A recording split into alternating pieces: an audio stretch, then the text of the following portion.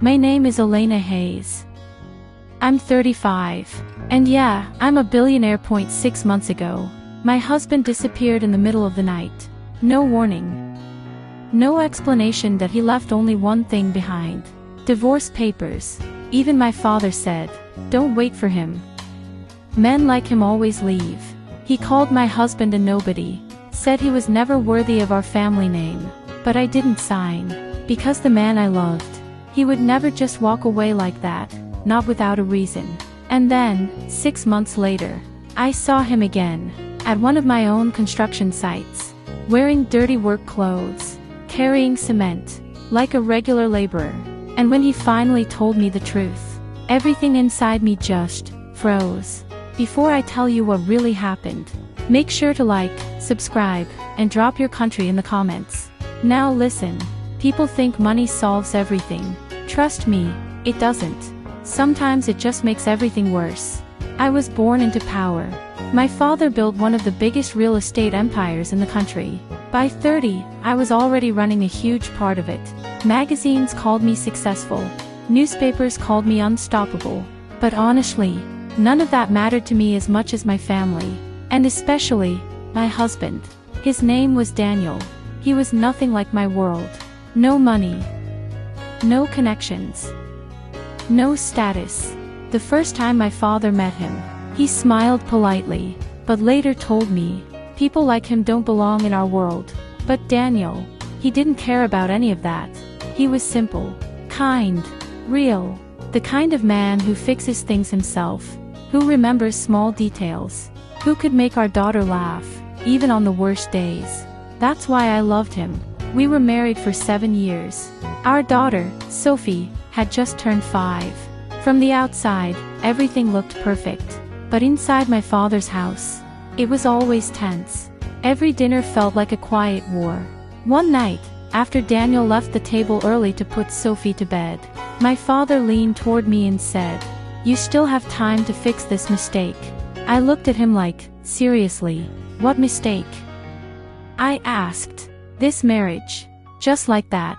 Then he goes, "You should marry someone who strengthens the empire." Like I was part of a business deal. I told him straight, I love my husband. And he just said, "Love doesn't build empires." Yeah.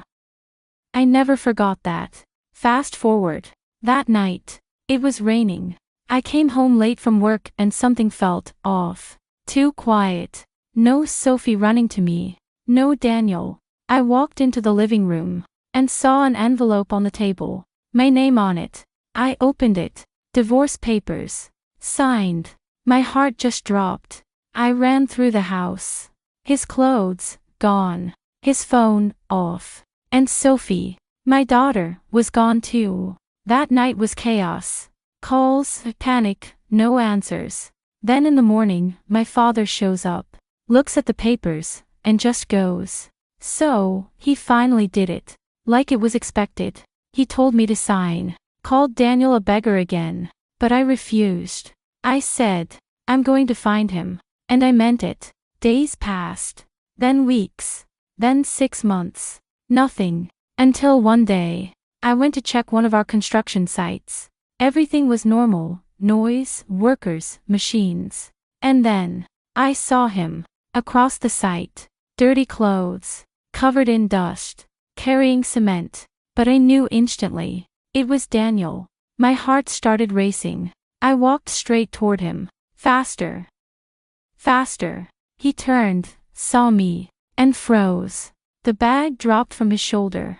And before I even realized, I slapped him. Hard. Why? I shouted. You disappeared. You took our daughter. You left me like I meant nothing. Everyone was watching. But I didn't care. 6 months of pain just exploded out of me. And then he said something I'll never forget. You shouldn't have found me. That hit harder than anything. I demanded answers. And finally, he told me. The night before I left, your father came to see me. My stomach dropped. He wasn't alone. 2 men with him. And then Daniel said. Yeah, my own father. Threatened my child. He forced Daniel to sign the divorce papers. Forced him to leave. And warned him not to tell me. So Daniel disappeared. To protect us. Worked random construction jobs. Moved from place to place. Just to stay hidden. For 6 months. And in that moment, everything made sense. All the lies. All the pain. My father knew the truth the whole time. And watched me suffer anyway. That's when something inside me changed. Not sadness anymore. Something colder. Stronger. A week later. Big family gathering at my father's mansion. All the important people were there. And the man he wanted me to marry. Yeah, sitting right next to him. Perfect setup. I walked in. Everyone turned. My father smiled like everything was under control. But it wasn't. I said, for 6 months, I believed my husband abandoned me. Silence. Then I looked straight at my father. You threatened him. The room froze.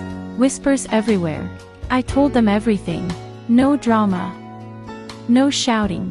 Just truth. And then I said, you didn't protect me. You destroyed my family. He tried to deny it, but no one believed him. Then I took off the ring he gave me, put it on the table, and said, you can keep your empire.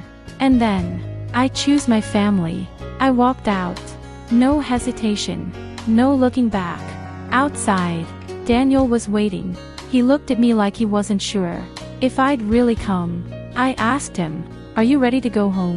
He said, home. I smiled. Wherever we're together.